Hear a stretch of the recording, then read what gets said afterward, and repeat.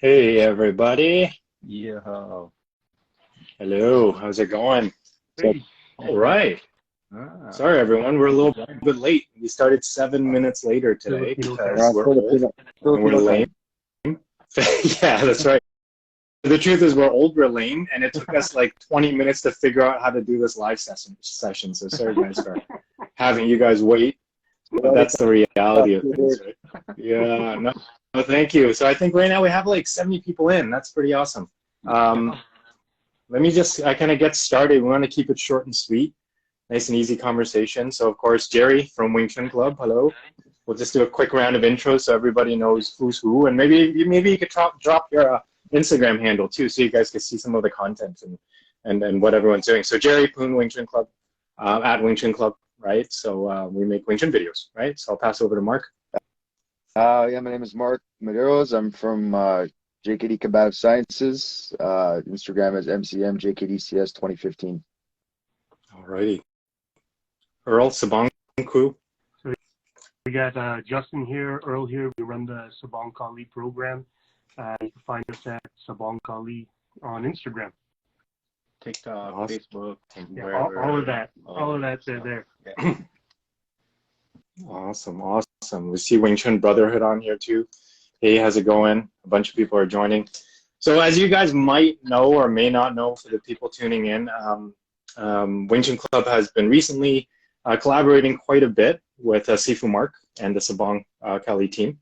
Whether it is at the gym, we've been invited to Combat Arts, a really awesome MMA gym in the local GTA Toronto area to train. But you'll see some videos coming from us, collaboration, different drills and stuff.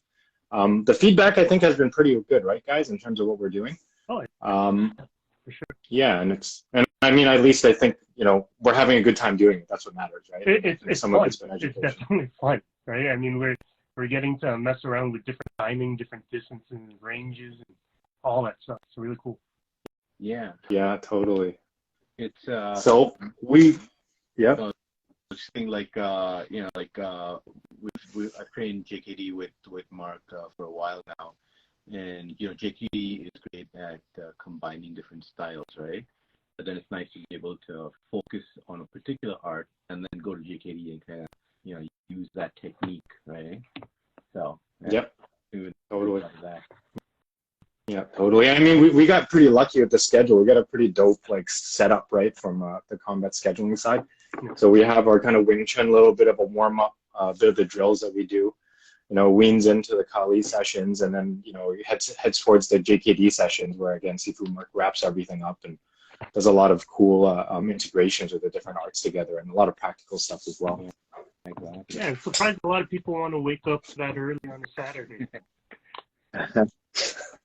I think it's just a good opportunity for the martial arts community to grow and for us to see the commonalities in what we do, and also to see the beautiful parts of the arts that makes us also different. What makes the arts unique and have their own flavor, which I think is important. Mm-hmm. But honestly, what it comes down to is having that open-mindedness to just be respectful and to kind of take what is useful, discard what isn't, and essentially add in what is your own.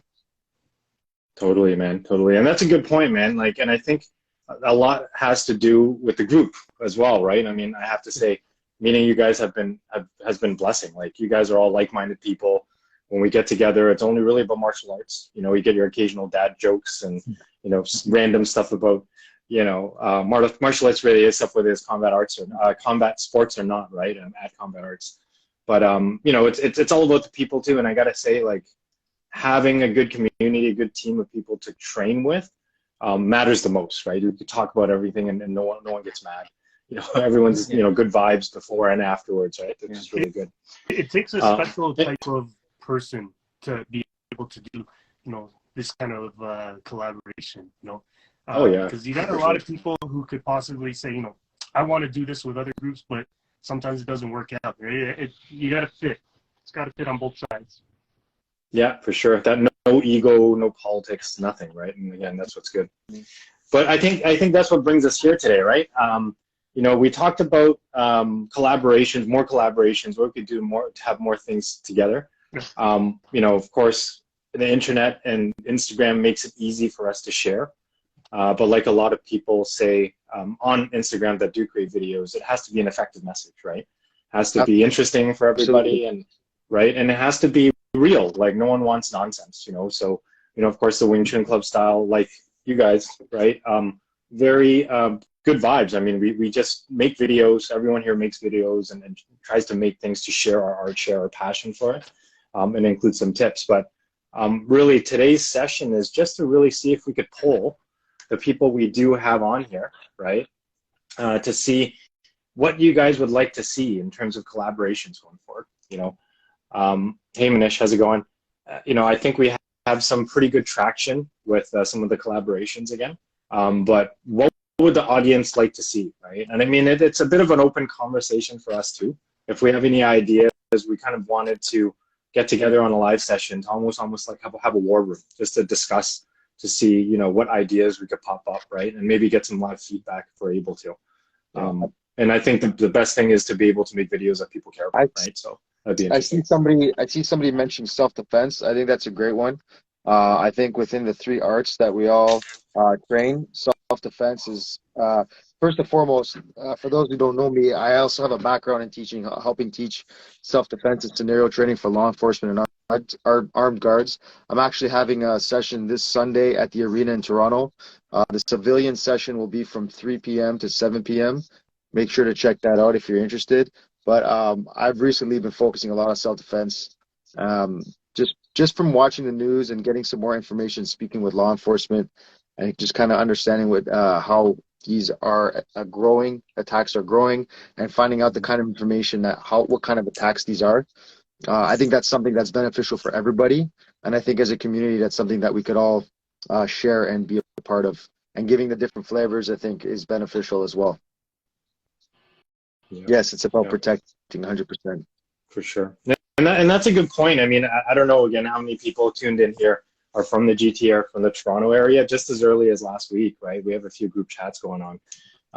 Someone on the TTC randomly got slashed, right? That was as far as I read, in the face with a knife, right? So, to Mark's point, I don't know what it is. Like, it's a crazy world right now. The internet definitely doesn't it helps us, I guess, for tips like this. But the internet also exposes a lot of funky things that happen, and being prepared for those unpredictable situations would be great.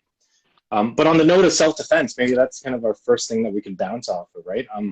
What do you guys think, right? Self-defense, great topic. I agree.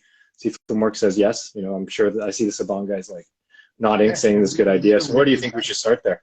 Yeah, because a lot of times, when we train martial arts, right, like we do.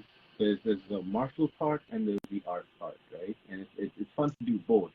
But then for us especially, like how do you apply that in real life? It's hard to train for real life, but you have simulated situations. So we spar a lot, right? To see what techniques we can take from the art and actually use under pressure.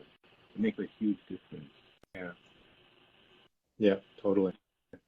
Actually, that's an interesting point, right? Earl just said under pressure. I mean, would the audience, or would people, like anyone in general here, right, would like to see self-defense videos, with regards to maybe with partner, without partner? Would anyone be interested in self-defense training videos where it's like kind of self-studies, where you practice on your own? There's some practicality to that. And what line of self-defense do you think, we should really start making and putting more focus on? I mean, we see a lot of the a guy chasing you with a knife, right? Or a guy is about to stab you, or a guy to take your purse or something. But what other videos do you think we should get started with? I also see somebody wrote here sparring or live energy drill. Live energy drills. Yeah, protecting. I'm not sure if Wing Chun Brotherhood could specifically. I'm assuming he specifically means Wing Chun. Also, I see another one about how about the history of the branches of Wing Chun. That's interesting.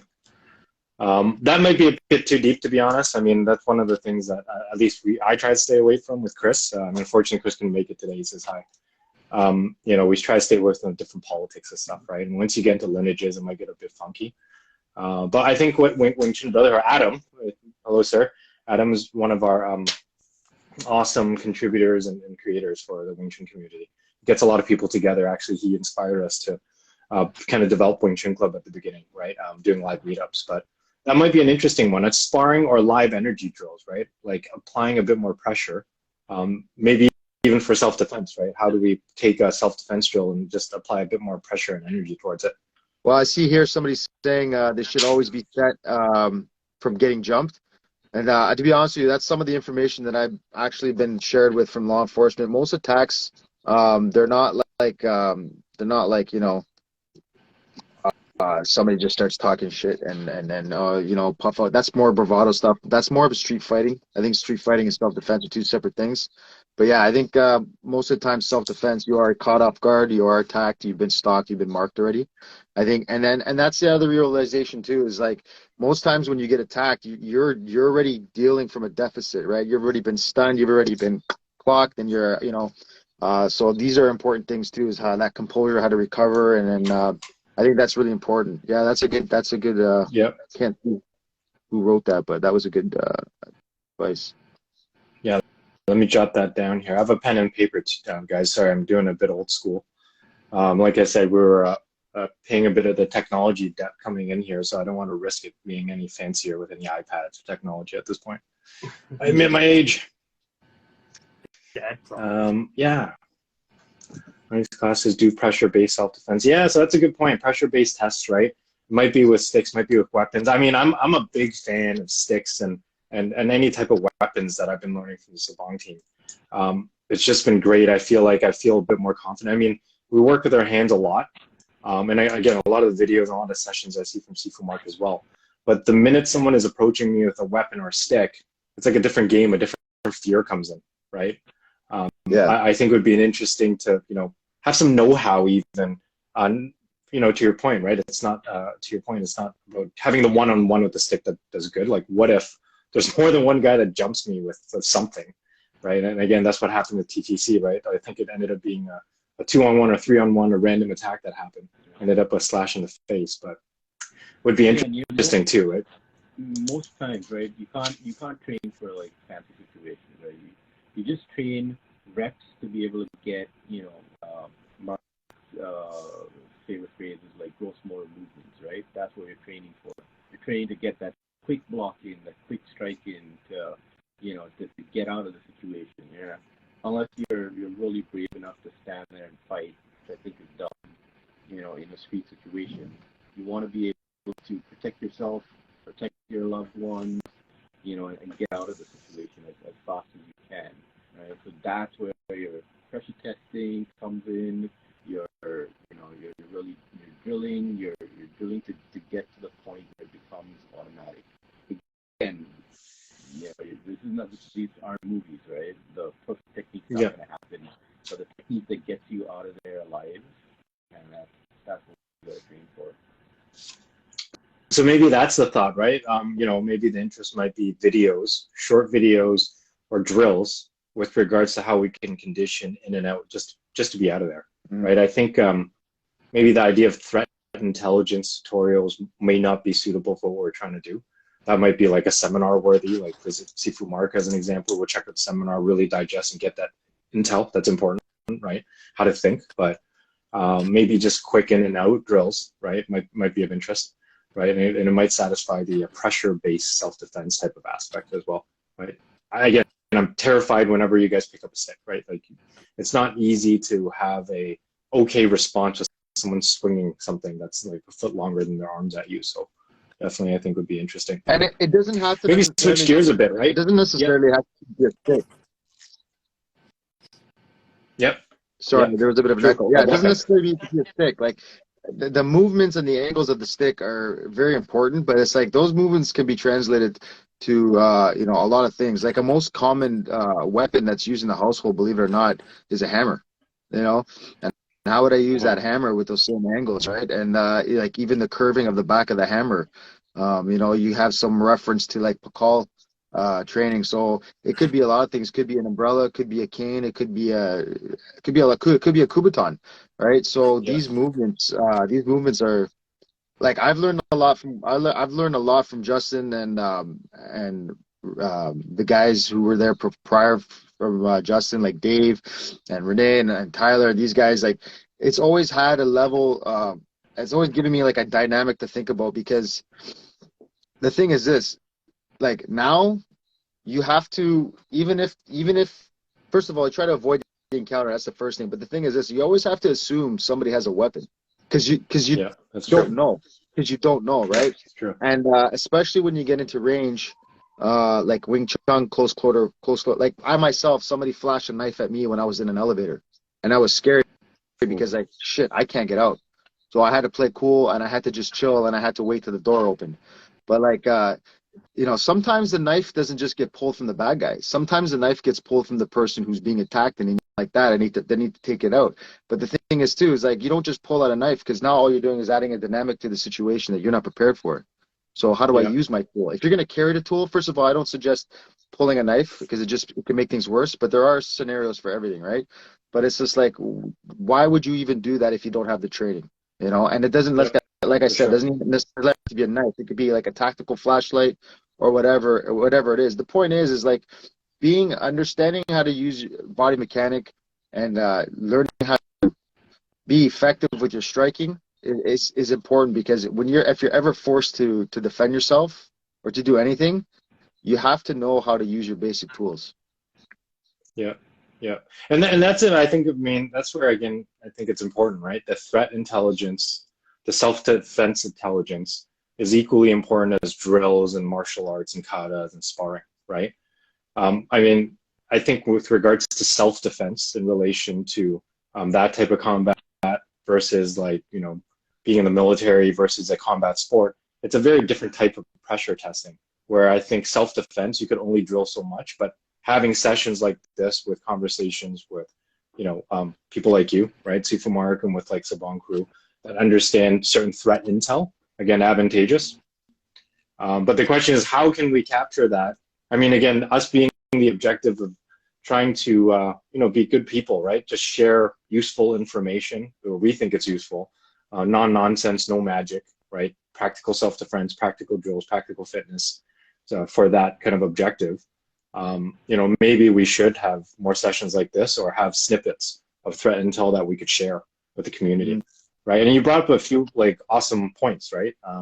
You don't want to introduce a new dynamic to a fight. Like if you have a fight, you take out a knife, you better be ready to use it, or know how to use it, or know what to do with it, or else you might just, get hurt with it, right? It's also about knowing the legality, right? Like a lot of people, they just teach self-defense. Like you have to understand you have a legal obligation of what you're doing, and there is going to be an outcome after. You have to be able to articulate that this is like 100% I felt threatened. And so it's not just about teaching jabbing at the eyes and ripping. Like you can't just be careless like that either. There's a time and place for everything, but you really have to be responsible and understand what your legalities are. Yeah, yeah. Actually, that's a really good point, man. I would love to see that, just even for myself, like more content about like the realism of what self-defense is.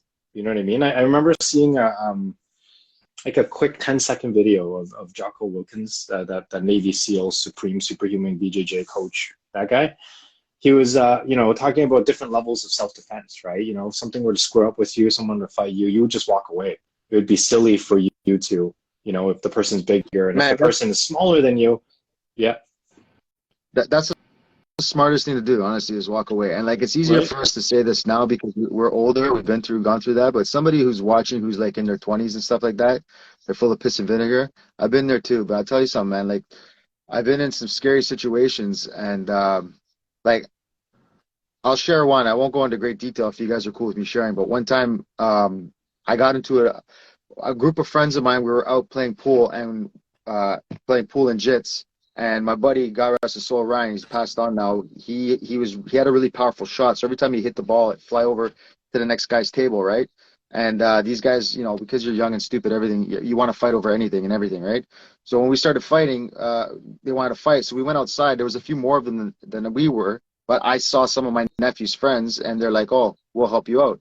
Long story short, what started to be something is like, "Oh yeah, we're gonna fight," because ended up being where some guy's head got kicked in, Oh. and it was not cool, right? And the thing is, this is like that could have been me, or what happened to that kid, and it's just like, it's not worth it. Really isn't worth it, man. It really isn't worth it. Especially like there was Tim Tackett shared a story too. It was on I think Sensei Eric Paulson posted it, where he was talking about a story about there was a fight and a guy punched another guy and he fell, hit his planner and died, and that guy got charged with manslaughter. Like, now you're going to jail for what?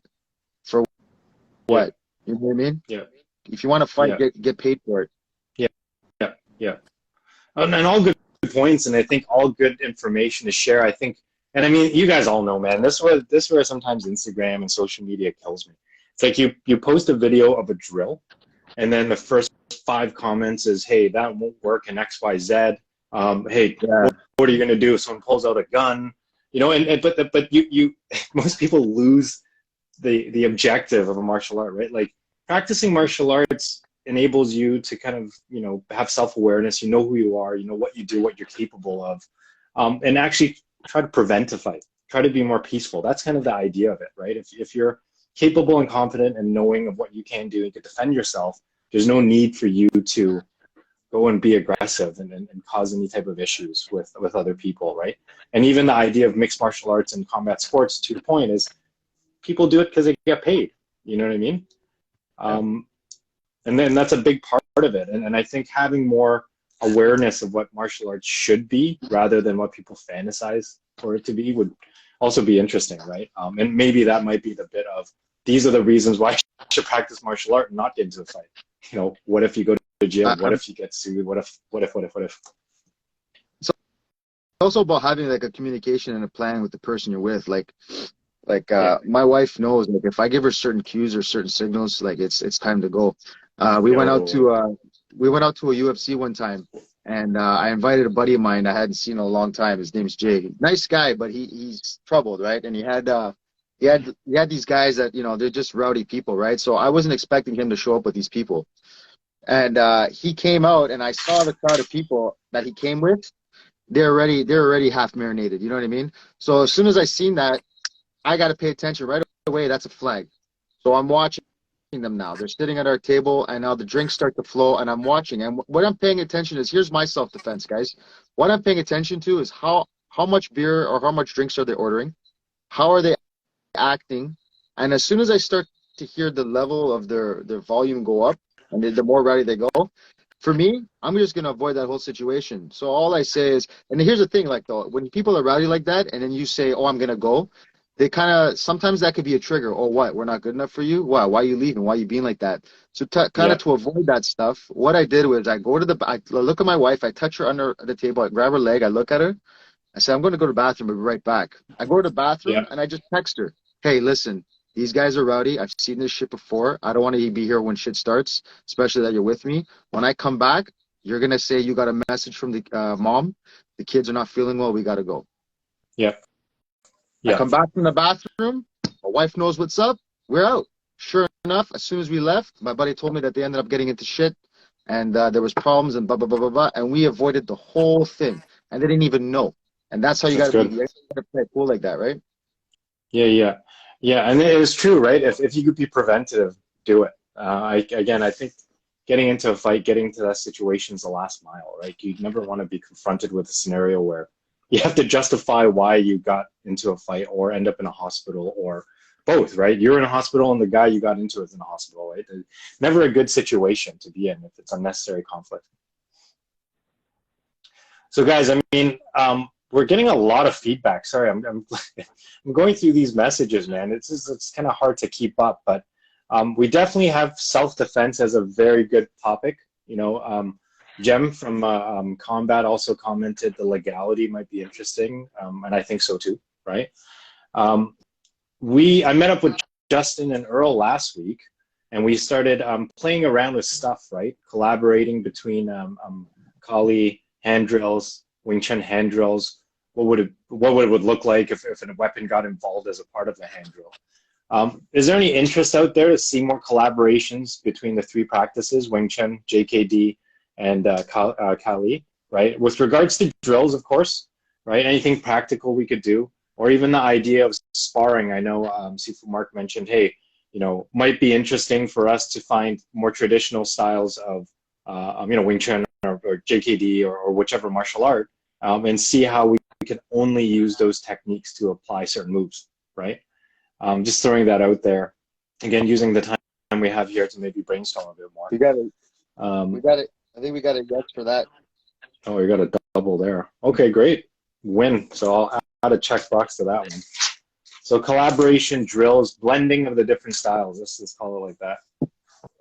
Yeah, like Jerry mentioned, we were playing sometime last week, right? Just what can Wing Chun do from close quarters, that linear style of Wing Chun versus, Pikiti Kali, which tends to cut a lot of angles, right? So, but then how do you come back in? How does each style try to follow the other, and can it be effective, or have to now find other techniques to fill in the gaps, fill in the holes, right? So kind of bring that JKD mentality of, take what's good and discard the rest, right? So it's always interesting to look at people who are experts in their fields, right? And then it doesn't become this versus that, Muay Thai versus kickboxing or Savate or whatever. It's just a blending of the two to find what works for you.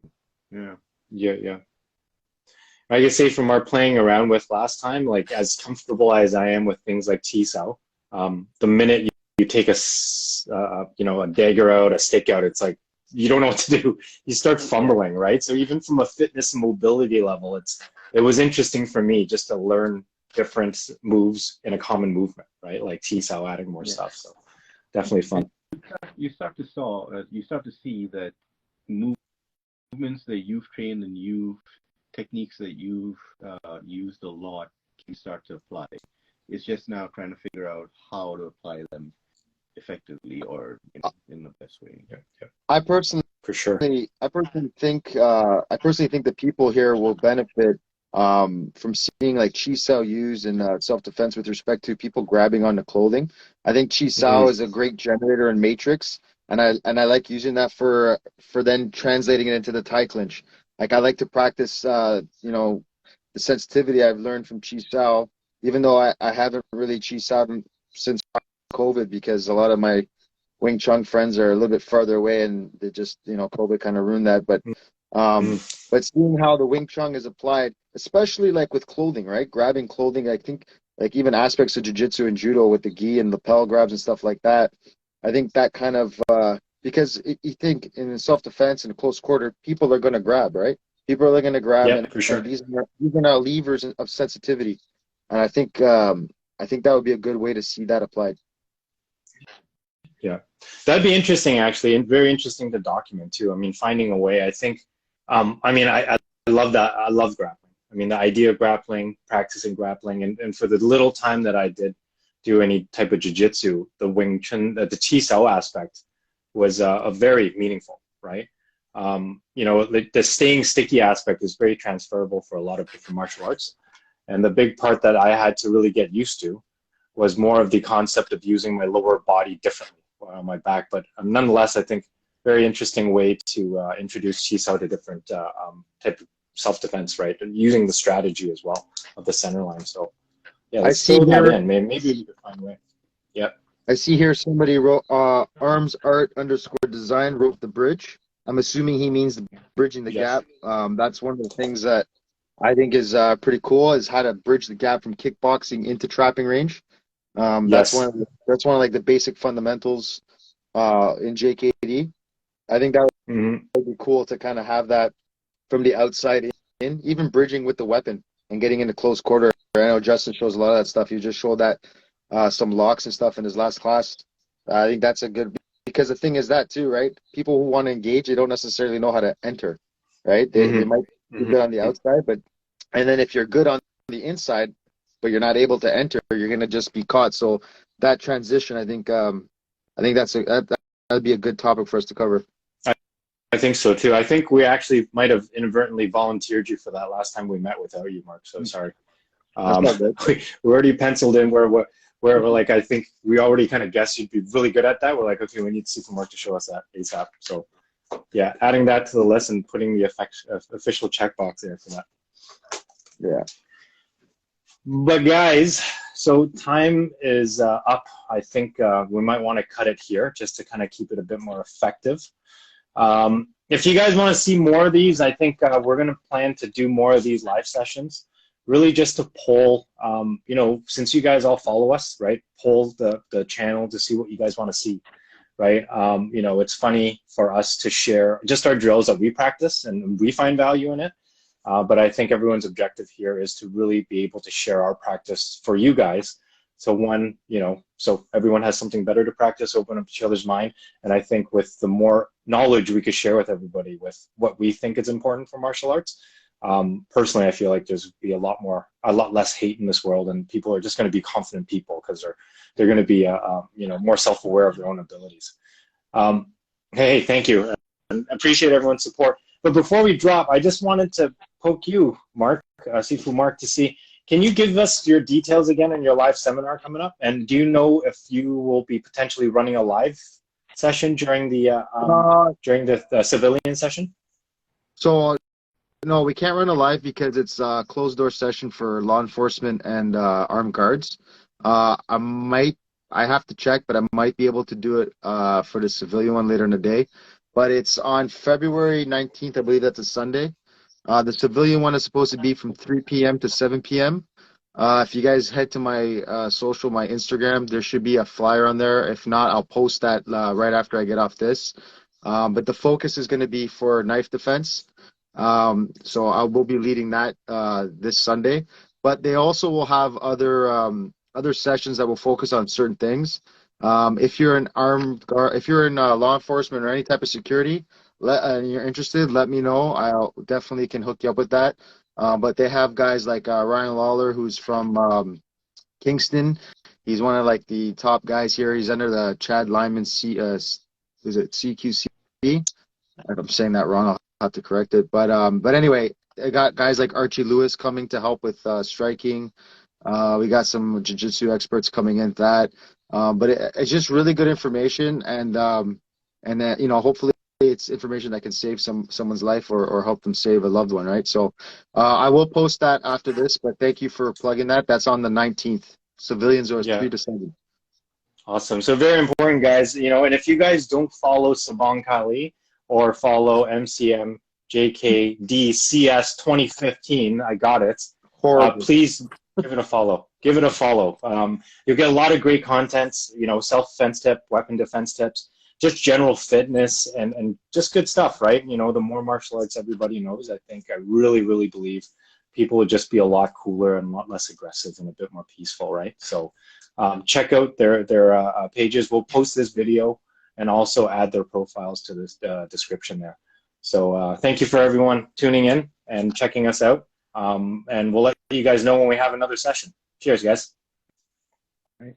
Take care.